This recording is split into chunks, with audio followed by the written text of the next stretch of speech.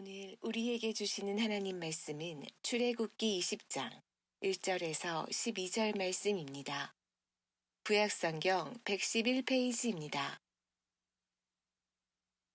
하나님이 이 모든 말씀으로 말씀하여 이르시되 나는 너를 애굽 땅 종되었던 집에서 인도하여 낸 내 하나님 여호와니라. 너는 나 외에는 다른 신들을 내게 두지 말라. 너를 위하여 새긴 우상을 만들지 말고 또 위로 하늘에 있는 것이나 아래로 땅에 있는 것이나 땅 아래 물속에 있는 것에 어떤 형상도 만들지 말며 그것들에게 절하지 말며 그것들을 섬기지 말라. 나 내 하나님 여호와는 질투하는 하나님인즉 나를 미워하는 자의 죄를 갚되 아버지로부터 아들에게로 3, 4대까지 이르게 하거니와 나를 사랑하고 내 계명을 지키는 자에게는 천대까지 은혜를 베푸느니라. 너는 내 하나님 여호와의 이름을 망령되게 부르지 말라. 여호와는 그의 이름을 망령되게 부르는 자를 죄 없다 하지 아니하리라. 안식일을 기억하여 거룩하게 지키라. 엿새 동안은 힘써 내 모든 일을 행할 것이나 일곱째 날은 내 하나님 여호와의 안식일인 즉 너나 내 아들이나 내 딸이나 내 남종이나 내 여종이나 내 가축이나 내 문 안에 머무는 객이라도 아무 일도 하지 말라. 이는 엿새 동안에 나 여호와가 하늘과 땅과 바다와 그 가운데 모든 것을 만들고 일곱째 날에 쉬었음이라. 그러므로 나 여호와가 안식일을 복되게 하여 그날을 거룩하게 하였느니라. 내 부모를 공경하라. 그리하면 내 하나님 여호와가 내게 준 땅에서 내 생명이 길리라. 아멘. 오늘 예배 시간에는 영아부 우리 친구들과 부모들이 몇 가정 함께 예배를 드립니다. 모두가 다 참석하신지는 모르겠습니다만 그래서 혹시 여러분 가운데 여러분 주변에 우리 영아 아이들이 있어서 조금 이렇게 소리를 내거나 움직이거나 해도 좀 불편해하지 마시고 그냥 예배를 드리는 일에 전념해 주시길 바랍니다. 부모님들도 아이들이 있다는 것 때문에 불편해하지 마시고 눈치 보지 마시고 그냥 예배 드리시면 됩니다. 저희들도 어릴 때 다 그랬기 때문입니다. 여러분, 미국에서 실시된 한 종교 성향 조사 결과에 따르면 미국인들은 대체로 성경을 존중한다고 합니다. 성경을 믿는다고 합니다. 그런데 성경은 읽지는 않는답니다. 미국인 5명 중 4명이 성경이 하나님의 말씀이다 이렇게 말은 하는데 10계명을 순서대로 한번 외워보세요 라고 했더니만 1명만 외울 줄 알고 나머지 3명은 못 외우더랍니다. 한번 해볼까요? 전체 미국인의 75%는 적어도 예수님을 본받으려고 노력은 하는데 문제는 예수님을 본받는 게 뭡니까? 라고 물었을 때 대답을 하지 못했다고 합니다. 성경을 존중하는데 성경은 잘 모르고 예수님을 본받으려고 하는데 예수님을 본받는 삶이 무엇인지를 잘 모르는 정말 이상한 현상이 미국에서 벌어졌답니다. 1989년 조사 결과를 그대로 적용할 수는 없고 미국의 결과를 우리나라에 그대로 적용할 수는 없을 것 같습니다만 제가 생각하기에는 오늘날의 상황이나 우리의 상황도 별반 다르지 않을 것 같다는 생각이 듭니다. 한국 기독교 분석 리포트라는 책자를 보면 41.5%의 그리스도인, 여기는 한국 그리스도인들입니다. 그리스도인들이 성경을 읽지 않는다고 합니다. 미국 조사보다는 좀 나은 것 같습니다만 절반은 성경을 읽지 않는답니다. 개인 묵상을 하지 않는다. 여러분 나가시면서 복 있는 사람 판매하는 걸 여러분들이 구입을 하셔서 주중에 말씀 묵상을 하시면 좋겠는데요. 그렇게 개인 묵상을 하지 않는다라고 하는 사람이 79%였답니다. 10명 교인 중에 2명은 묵상을 하고 8명은 하지 않는답니다. 10명 중 6명은 신앙서적을 1년에 단 한 권도 읽지 않는다 이렇게 대답을 했답니다. 여러분은 어떠십니까? 여러분은 예수를 본받는 것이 믿음을 따라 살아간다는 것이 무엇인지를 잘 알고 계십니까? 오늘 본문에 비춰서 질문을 바꿔보면 이렇게 말할 수 있을 것 같습니다. 내 부모를 공경하라. 이 말이 무슨 의미인지를 알고 계십니까? 그리고 그 의미를 여러분의 삶 가운데 실천하고 적용하려고 애를 쓰고 계십니까? 부모를 공경하라는 이 계명을 여러분들은 어떻게 지켜나가고 있습니까? 부모를 공경하라는 5계명을 다루기 전에 우리는 하나님께서 10계명을 주신 그 이유와 목적이 어디 있는지를 먼저 살펴볼 필요가 있습니다. 하나님이 왜 10계명을 주셨을까요? 구원을 받도록 하기 위해서 주신 것은 아닙니다. 왜냐하면 하나님의 부르심을 이미 받은 백성에게 하나님께서 10계명을 주셨기 때문입니다. 뿐만 아니라 성경 전체에는 10계명을 비롯한 율법을 통해서 구원을 얻을 자는 없다라고 우리에게 명백하게 말하고 있지 않습니까? 십계명 서문은 십계명을 주신 목적과 그 의도가 어디 있는지에 대한 열쇠를 우리에게 제공합니다. 20장 2절에는 이렇게 말합니다. 나는 너를 애굽 땅 종되었던 집에서 인도하여 낸 내 하나님 여호와니라. 이번에도 하나님은 자신이 누구인지를 먼저 밝히셨습니다. 이스라엘을 애굽에서 건져내신 하나님, 우리를 죄에서 구원해 주신 하나님, 그 하나님께서 우리에게 말씀을 하시는 겁니다. 하나님은 가나안을 향해 나아가는 백성들이 그들을 구원한 하나님이 어떤 분인지를 먼저 알기를 원하셨습니다. 그리고 구원받은 자신들이 어떤 존재인지를 알기를 원하셨습니다. 하나님이 어떤 분인지를 알고 내가 어떤 존재인지를 알아서 그 부르신 하나님의 인도와 보호하심 안에 그 하나님과 함께 살아가는 것을 주님은 지금 당부하고 계신 겁니다. 나와 함께 살자, 나와 함께 가자, 이렇게 말씀하시는 겁니다. 하나님께서는 십계명을 비롯한 율법을 통해 온전한 순종을 우리에게 요구하십니다. 그러나 그와 동시에 그 요구 앞에서 여전히 미치지 못하는 부족하고 연약한 우리들의 모습을 보기를 원하십니다. 그리고 율법을 수여하신, 그리고 율법을 온전히 이루신 은혜의 하나님을 또한 바라보기를 원하시는 겁니다. 그런 점에서 십계명을 이렇게 요약해 볼 수 있습니다. 십계명은 하나님의 거룩하심을 깨닫게 하는 거울이요, 우리를 회개와 믿음으로 인도하는 선생이자 삶의 방향을 가리키는 나침반과도 같습니다. 나 외에 다른 신을 섬기지 말라는 1계명에서 안식일을 기억하여 거룩하게 지키라는 4계명은 하나님과 우리 사이의 관계를 말합니다. 하나님과 우리 사이의 관계. 1계명에서 4계명이 하나님과 하나님의 백성들 간의 관계에 관한 내용이었다면, 이제 5계명부터는 명령의 주제가 사람과 사람과의 관계로 전환되어지고 있습니다. 5계명이 하나님에 대한 인간의 의무와 인간 관계에서 행할 의무 사이를 연결해주고 있다는 점 매우 인상적입니다.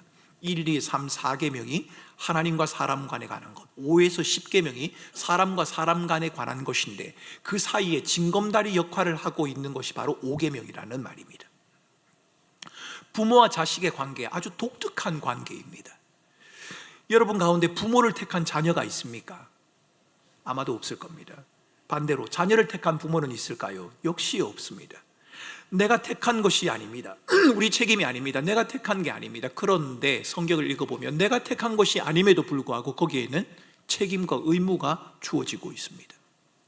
다른 관계라면 포기하거나 단절해 버릴 수 있지 않습니까? 내가 택한 게 아닌데 왜 내가 책임을 져야 합니까? 내가 택한 게 아닌데 왜 내가 의무를 다해야 합니까? 이렇게 말하면서 다 관계를 끊어버리거나 포기해 버릴 수 있을 것 같습니다. 그런데 부모와 자식 간의 관계는 그럴 수가 없습니다. 부모와 자녀 모두가 스스로 택한 것이 아니라면 우리는 부모와 자녀에 대한 5계명이 단순히 사람과 사람 간에 지켜야 하는 책임과 의무다라고 하는 그 문제를 넘어서서 이 하나님의 주권, 하나님이 우리 인생의 주인이라는 고백을 내포하고 있다는 사실을 인정할 필요가 있습니다. 여러분, 모든 관계가 그렇습니다만 특히 부모와 자녀 관계에는 하나님의 주권이 머물러 있습니다. 하나님이 그렇게 하신 겁니다. 혹 여러분의 자녀와 여러분의 부모님이 마음에 안 들면 왜 그런지 나중에 하나님에게 물어보시기 바랍니다. 기왕이면 옆집에 태어났으면 좋았을 텐데 하나님 실수하신 것 아닌가요? 그때 가서 한번 물어보시기 바랍니다. 하나님이 하신 겁니다. 부모와 자식 간의 관계는 끊어질 수 없는 관계입니다. 그리고 동시에 우리의 연약과 한계를 드러내주는 관계이기도 합니다. 여러분, 자녀를 기르면서 그런 한계 많이 느끼지 않습니까? 내 마음대로 될 것 같았는데 내 마음대로 되지가 않습니다. 자녀도 마찬가지입니다. 부모가 언제까지 나의 힘이, 모든 것에 대한 힘이 되어질 줄 알았는데 부모가 지니는 한계가 너무 많단 말입니다. 그래서 우리는 부모와 자녀와의 관계를 통해서 끊어질 수 없는 관계라는 것을 확인함과 동시에 우리의 연약과 한계를 보게 됩니다. 끊어질 수 없는 관계와 연약과 한계를 보면서 우리를 하나님의 뜻과 계획으로 인도하는 방편, 그것이 바로 부모와 자녀의 관계입니다. 단순히 부모가 자녀에게 어떻게 해야 할까? 자녀가 부모가에게 어떻게 해야 할까라는 것을 성경이 가르쳐 주기 전에 성경은 부모와 자녀라고 하는 이 독특한 관계를 통해서 하나님의 뜻과 계획으로 우리를 인도해 간다라고 그렇게 말씀을 하십니다. 저는 여러분들 부모 자녀와의 관계가 어떤지는 잘 모르겠습니다. 혹은 부모 자녀의 관계가 너무 좋고 마음이 평안을 누리는 가정도 있을 것이고 그렇지 못한 가정도 있을 것입니다. 그러나 어떤 경우이든 간에 그것은 우리를 하나님의 뜻과 계획으로 인도하는 방편이다. 여러분, 그것을 잊지 마셔야 합니다. 그렇다면 누가 부모입니까? 공경한다는 의미는 무엇입니까? 웨스트민스터 대교리 문답 124문을 보면 부모를 이렇게 정의합니다. 연령과 은사에 있어서 윗사람, 특히 하나님의 규례에 의하여 가정과 교회와 국가를 막론하고 우리 위에 권위 있는 자리에 있는 자들, 이들 모두가 다 부모다라고 정의를 합니다. 이 같은 정의는 타당합니다. 에베소서 5장, 6장, 로마서 13장을 통해 가르쳐주고 있는 성경의 가르침과도 일치합니다. 공경한다라는 말, 무겁게 여긴다는 겁니다. 가벼이 여기지 않는다는 것입니다. 경솔하게 대하지 않는다는 것이요, 중요하게 여긴다는 것을 의미합니다. 공경이라는 단어, 성경에서 경외라고 하는 말과 교차적으로 사용되어지고 있습니다.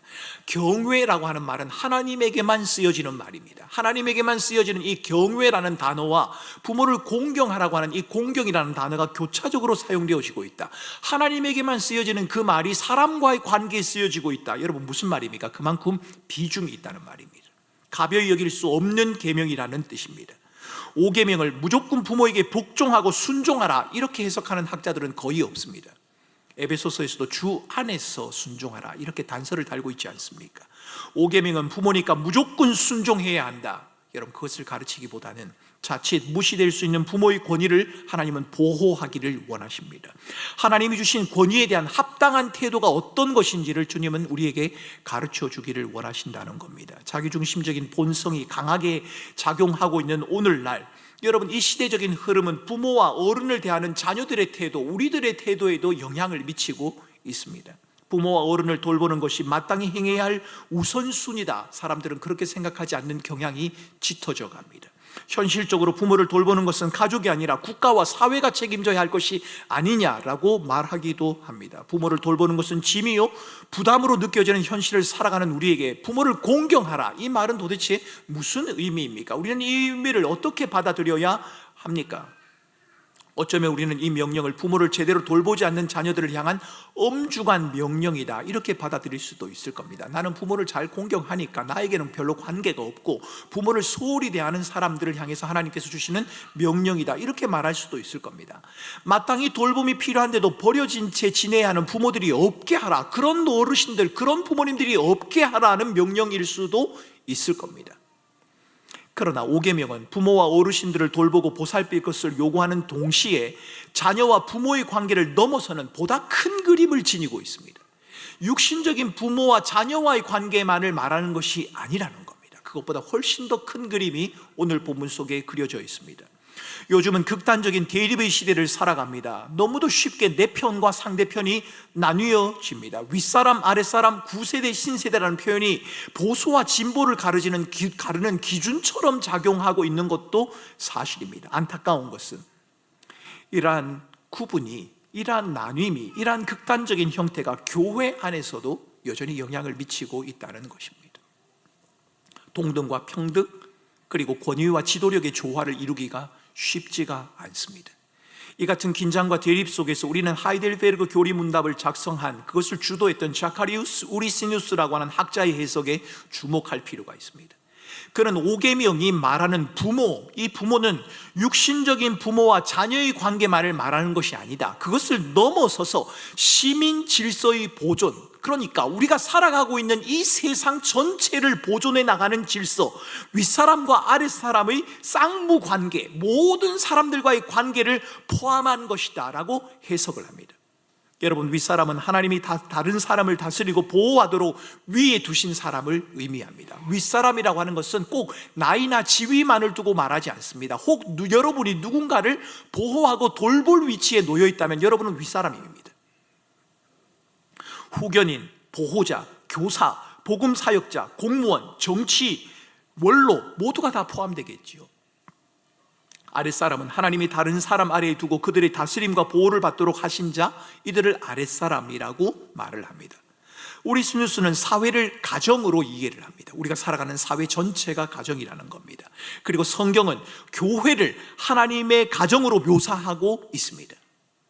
따라서 그리스도인은 이 시민사회에서, 우리가 살아가는 이 사회 속에서 하나님의 가정인 교회를 통해 천국의 모습을 세상에 보여주어야 한다고 말을 합니다. 여러분, 이것은 에베소서의 정확한 가르침입니다. 에베소서는 이 교회를 통해서, 성도들의 가정을 통해서 하나님 나라의 질서의 모습을 세상에 보여주어야 한다고 말을 합니다.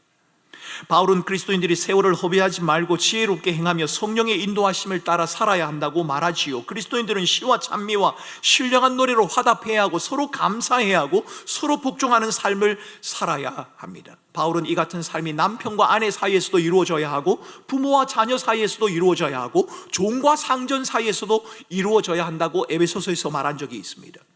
남편과 아내, 부모와 자녀, 종과 상전, 어디 그것뿐이겠습니까? 학생과 교사는 어떻습니까? 목사와 교우는 어떻습니까? 성도와 성도는 어떻습니까? 모두 다 마찬가지일 겁니다. 윗사람으로 여겨지는 사람에게는 통치와 보호의 의무가 주어집니다. 권위자니까요. 그런데 여러분, 이 권위라고 하는 것은 나이와 지위만으로 말하는 것은 아닙니다. 어떤 분야에 대해서 뛰어난 기술이나 지식을 내가 지니고 있다, 내가 다른 사람들보다 나은 경험을 가지고 있다고 여러분들이 생각한다면 여러분은 권위자요, 여러분은 윗사람입니다. 윗사람이라면 권력을 힘이나 지배권으로 행사하지 말아야 하고 자기가 섬기는 사람의 행복과 안전을 추구해야 합니다. 그런 점에서 목사를 포함한 모든 직분 역시도 교인들의 행복과 안전을 위해 존재해야 합니다. 자신의 권위를 행사하기 위해 존재하는 것이 아니라는 말입니다. 부모와 윗사람은 자신의 권위를 내세워서 공경과 순종을 강요할 것이 아니라 내가 윗사람이니까, 내가 어른이니까, 내가 목사니까, 내가 장로니까, 내가 직분자니까 라고 하는 것을 내세워서 공경과 순종을 요구할 것이 아니라 먼저 주의 교훈으로 자녀와 상대를 보호하고 양육하라고 성경은 가르칩니다. 부모는 자녀를 노엽게 하지 말아야 하고 그들을 인내로 조심스럽게 길러야 합니다. 자녀와 다스림을 받는 사람이 노엽게 되는 이유가 뭡니까? 그것은 아마도 권위를 행사하는 사람의 말과 행동이 일치하지 않아서 그럴 겁니다. 여러분들의 자녀가 언제 가장 노여워할까요? 여러분, 부모의 말과 행동이 일치하지 않을 때일 겁니다. 물론 권위를 행사하는 사람이라고 완벽할 수는 없을 겁니다. 그러나 그렇기에 권위를 행사하는 사람은 먼저 자신을 돌아보고 살피는 애씀을 더욱더 힘을 써야 하는 겁니다. 모든 그리스도인들이 자기를 힘써 돌아봐야 하지만 자기를 권위자라고 생각한다면, 자신이 윗사람이라고 생각한다면, 누군가를 보호하고 지도하는 입장에 놓여 있다고 생각한다면 더욱더 자기를 세심하게 살펴야 한다는 말입니다. 모든 부모와 고용인과 목회자와 지도자, 윗사람이라고 불리는 모든 사람들, 그들은 더 높은 권위자 아래에 있다는 사실도 잊지 말아야 합니다. 윗사람을 포함한 우리 모두는 절대 권위자이신 하나님, 그 하나님의 심판 아래 놓여 있는 자들입니다. 내게 주어진 자리에서 마땅히 행할 수 있는 권위를 드러내는 말과 행위, 그 행위가 나보다 더 높은 절대 권세를 지닌 하나님께 평가를 받을 것이다. 여러분, 그렇게 생각한다면 우리가 말과 행동에 있어서 좀 더 주의를 기울일 수 있지 않겠습니까? 여러분, 사실입니다. 요한계시록에 보면 우리의 말과 행위 하나하나가 다 기록이 되어 있다고 말합니다. 여러분, 두렵지 않습니까? 그래서 야고보 기자는 우리에게 너희는 많이 선생이 되지 말라. 왜? 선생된 너희가 말을 많이 할 거니까 그 말에 대한 모든 심판을 너희가 감당해야 되느니라, 이렇게 말을 하는 겁니다. 하나님 앞에 평가를 받을 것을 생각한다면 우리는 조금이라도 더 조심할 수 있을 것 같습니다. 아니, 우리가 최종 권위자인 하나님의 권위를 전달하는 자라면, 나의 권위가 아니라 하나님의 권위를 내게 수여하여서 내가 그 권위를 전달하는 자라면 권위를 행사하는 우리의 태도가 좀 더 겸손해야 하지 않겠느냐 말입니다. 내게 아니지 않습니까? 하나님이 내게 수여하신 권위일 뿐인데 말입니다. 그저 전달자일 뿐이지요. 권위라는 주제를 다룰 때 직면하게 되는 질문이 하나 있습니다. 권위를 가진 자, 부모를 공경하는 것, 손윗사람을 공경하는 것, 사실 그렇게 크게 어렵지는 않을 겁니다. 여러분, 좀 더 시간을 내고 좀 더 마음을 기울이고 좀 더 정성을 기울인다면 우리는 부모를, 손윗사람을, 권위를 가진 자들을 존경하는 일에 크게 어려움을 겪지는 않을 겁니다. 물론 분주함 때문에 여러분들이 한계가 있는 줄 압니다. 하지만 좀 더 시간을 내고 좀 더 마음을 내서 여러분의 부모님들을, 손윗사람들을, 권위 있는 자들을 여러분 존중하시기를 바랍니다. 그런데 문제는 뭡니까? 권위를 가진 그 사람이 공경할 만한 자질이 보이지 않을 때가 문제입니다. 공경을 하라고 하긴 하는데 공경은커녕 내게 아픔과 상처만을 주는 그런 부모와 어른들은 어떻게 대해야 합니까? 그런 권위자에 대해서는 우리가 어떻게 해야 합니까? 공경할 만은 하지 않으니까 그냥 무시하거나 내 마음대로 하면 되는 겁니까? 하이델베르그 교리문답은 공경하기 어려운 상대에게 5계명을 지키는 것과 관련해서 두 가지 덕목을 우리에게 요청합니다. 하나는 합당한 순종, 또 하나는 인내라는 것입니다. 공경하기 어려운 대상이라고 할지라도 혹 그의 가르침이나 징계가 정당하다면 받아들이라는 겁니다. 그런데 여러분, 이게 어렵습니다. 나와 불편한 관계에 있는 사람이 있다고 생각을 해보십시오. 그런데 그 사람이 하는 말이 맞기는 한 것 같습니다. 여러분, 그 말을 수긍하고 따를 수 있을 것 같습니까? 그게 좀 어렵습니다. 말은 맞는데 싫습니다. 나머지 모두가 다 싫기 때문이죠. 그러나 하이델베르그 교리문답에서는 합당한 순종을 하라고 그렇게 말합니다. 그렇다면 약함과 부족함에 대해서는 어떻게 해야 합니까? 인내하라고 우리에게 말을 합니다. 부모를 포함한 윗사람들도 실수를 저지릅니다. 자기 감정을 이기지 못해서 자녀에게 손을 대거나 부당한 벌을 내리기도 할 겁니다. 자녀에게 하지 말라고 하면서도 자기는 버젓이 행하기도 할 겁니다. 윗사람이라는 권위를 내세워서 아이들의 입을, 아니 아이들의 마음을 아예 막아버리는 그런 경우도 있을 겁니다. 부모만 그런 것이 아닙니다. 선생님도 그럴 때가 있겠지요. 불만스러운 근무 환경을 제공하는 직장의 상사도 있겠지요. 나를 어렵게 만드는 그런 대상도 있지 않겠습니까? 나라의 공무원은 어떻습니까? 정치를 하는 정치인은 어떻습니까? 심지어는 교회의 직분자는 어떻습니까? 그들은 모두가 다 불합리하고 이중적이고 이기적으로 보일 때가 있다는 말입니다. 그런데 어떻게 해야 합니까? 그런데 여기에 대해서 성경은 공경을 멈추라거나 공경 대신 비난과 조롱을 쏟아내라, 그렇게 말하지 않습니다. 성경은 여전히 우리를 향하여 내 부모를 공경하라, 이렇게 말할 뿐입니다. 물론 이것은 비도덕적이고 반윤리적인 것에 대해서 맹목적으로 순종하라는 말은 아닐 겁니다. 부모를 공경하라는 말씀은 부모님들이 연약함을 보이는 그때에도 그분들을 멸시하지 않으며 상대를 향해 복수의 마음을 품지 않고 상대에게 못 견뎌 화를 폭발하지 않도록 주의하라라고 하는 의미를 담고 있습니다. 공경할 만한 자격이 보이지 않는 윗사람을 향해서 여러분의 속이 타들어가기도 하고 도저히 참을 수 없을 지경에 숨이 막혀버릴 것 같은 상황에 놓일 수도 있을 겁니다. 그런데 그 속에서도 우리가 놓치지 말아야 하는 것이 있다고 성경은 말합니다. 그것은 바로 주님의 용서와 주님의 인내입니다. 누군가를 용서하는 것이 간단하지 않다는 것 저는 잘 압니다. 누군가를 향해서 그것은 용서해야 합니다 라고 강요할 수도 없다는 것도 잘 압니다. 왜 내가 그 사람을 용서해야 하느냐라고 항변할 수 있다는 것, 여러분, 그것도 옳습니다. 맞습니다. 너무 속상하고 힘에 겨워서 그렇게 말할 수 있습니다. 남에게 함부로 용서를 강요할 수 없습니다. 안 당해보면 모르지 않습니까? 100번 생각해도 억울하고 속상해서 용서하지 못하겠다, 그렇게 마음먹을 수도 있습니다. 그러나 그럼에도 우리는 용서하겠다는 마음으로 살아가야 합니다. 용서하겠다는 마음으로 살아가야 합니다. 7번씩 70번씩 용서하라는 주님의 말씀은 용서의 횟수를 말하시는 게 아닙니다. 그것이 아니라 용서가 부당해 보여도, 용서가 불의해 보여도 용서하며 살아야 한다. 그것이 그리스도인의 삶이다라고 우리에게 말씀하시는 겁니다. 부당하고 불의하며 어이없어 보이는데 왜 용서하는 삶을 살아야 합니까? 우리 주님께서 우리에게 행하신 용서가 부당하고 우리 주님께서 우리에게 행하신 용서가 불의하며 어이없는 행위이기 때문입니다. 저는 지금 여러분이 겪은 억울한 일들을 아무것도 아닌 것처럼 여기라거나 아무 일도 없었던 것처럼 그냥 태연하게 지내라, 그렇게 말씀드리는 건 아닙니다. 그렇게 말해도 안 될 것을 저는 아니까요. 여러분, 그렇게 잘 안 됩니다. 권위를 남용하거나 제대로 행사하지 않아서 내게 아픔을 준 그 사람이 나와 친했던 사람이고 설령 부모라고 할지라도 아무렇지도 않게 존경을 표하고 편하게 대한다? 여러분, 불가능하지 않습니까? 그런데 여러분, 그렇게 되지 않을지라도 용서함이 구체적으로 어떻게 표현되어질지 저는 잘 몰라도 사람마다 다를 겁니다. 어떤 사람은 그냥 잊고 지내자는 사람도 있을 것이고 어떤 사람은 정말 주님의 용서에 감동해서 그 사람과 극적인 화해를 하는 사람도 있을 것이고 어떤 사람은 도저히 용서할 수 없어서 용서할 수 없는 그 마음을 품고 주님 앞에 가는 그날까지 씨름해야 하는 사람도 있을 것입니다. 그 용서함이 구체적으로 어떻게 표현되어야 하는지 저는 잘 모르겠습니다. 어떻게 하는 것이 참된 용서를 의미하는 것인지 그것도 잘 모르겠습니다. 그러나 무엇보다 우리에게 필요한 것은, 우리가 놓치지 말아야 하는 것은 용서하며 살겠다는 그 마음입니다. 바람과 풍랑이 인다고 항해를 멈출 수는 없지 않습니까? 믿음의 여정을 멈출 수 없단 말입니다.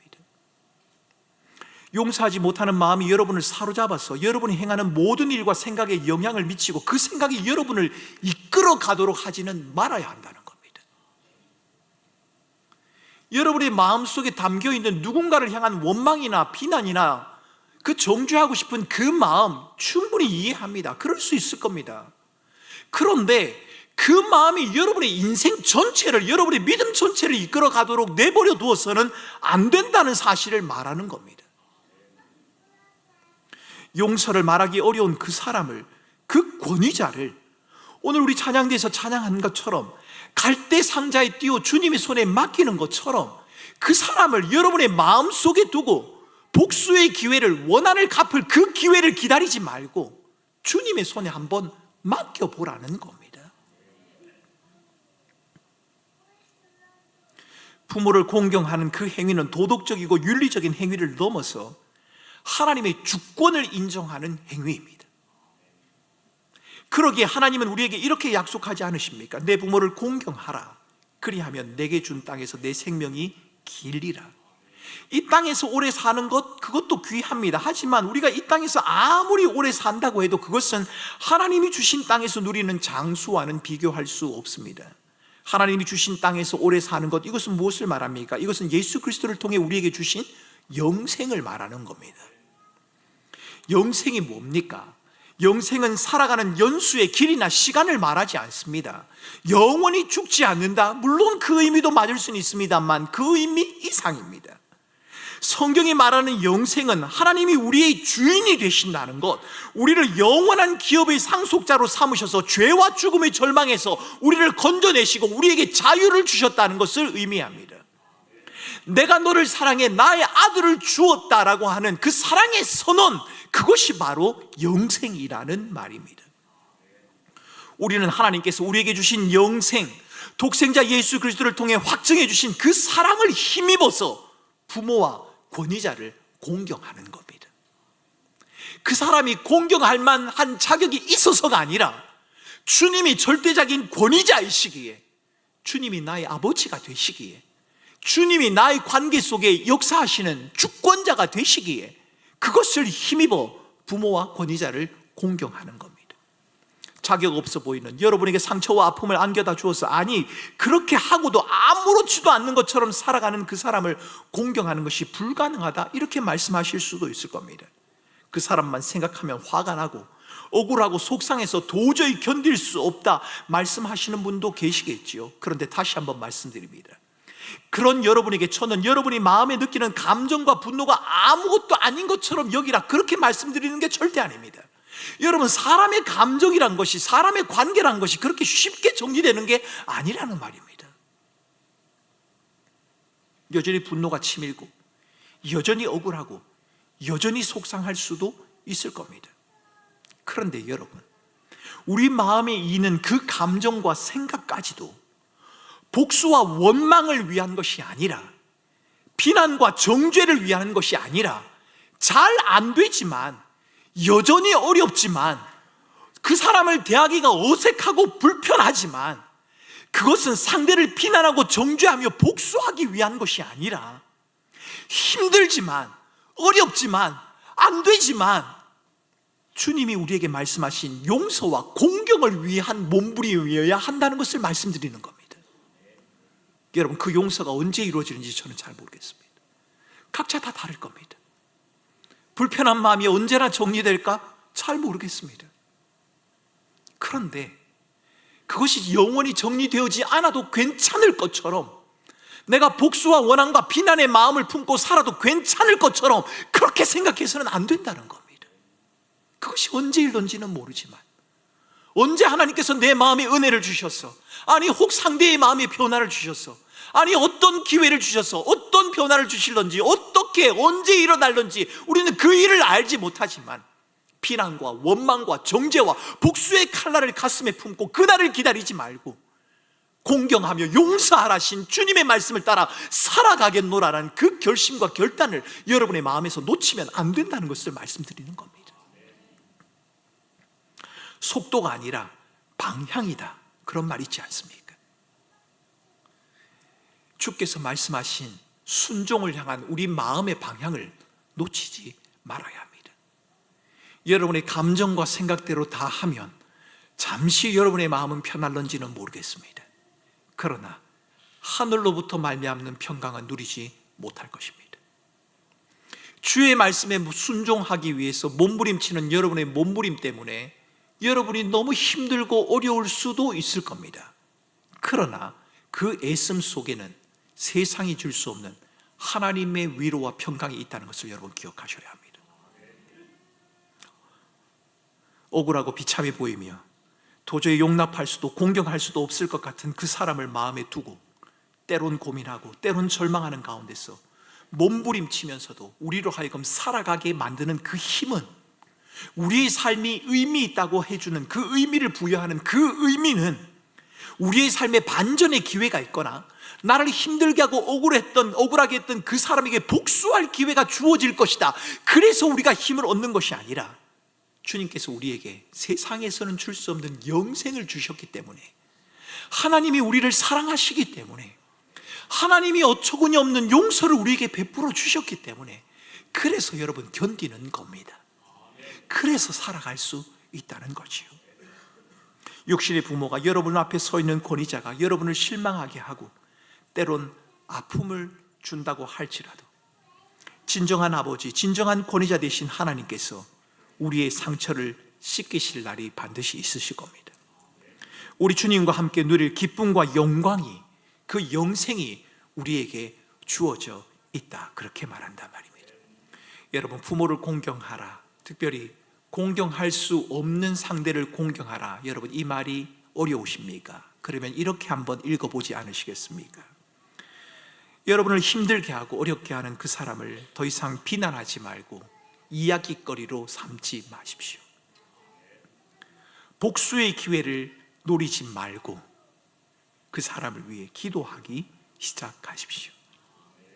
좀 더 신중하고 관대하고 너그럽게 말하며 행동하십시오. 여러분, 이 정도는 우리가 해볼 수 있지 않겠습니까? 주님이 말씀하시는 극적인 화해는 우리가 이루지 못할지라도 입을 좀 다물어 볼 수도 있을 것이고, 힘들고 어려울 때 그 속된 우리 힘든 그 마음을 하나님 앞에 토로하며 기도해 볼 수는 있지 않겠습니까? 그 사람에 대해서 많은 사람에게 소문을 퍼뜨리고 싶은 그때 잠시 입을 다물고 그것을 하나님의 손에 한번 맡겨볼 수는 있지 않겠느냐 말입니다. 부모를 공경하라. 그리하면 내게 준 땅에서 너의 생명이 길 것이다. 이것은 영생에 대한 주님의 약속입니다. 이 약속을 부여잡고 살아가는 저와 여러분들의 한 주간의 삶 가운데, 한 평의 생의 삶 가운데 하나님이 주시는 놀라운 위로와 은혜가, 진정한 권위자이신 주님의 인도하심이, 보호하심이 늘 함께 하시기를 주님의 이름으로 축원합니다.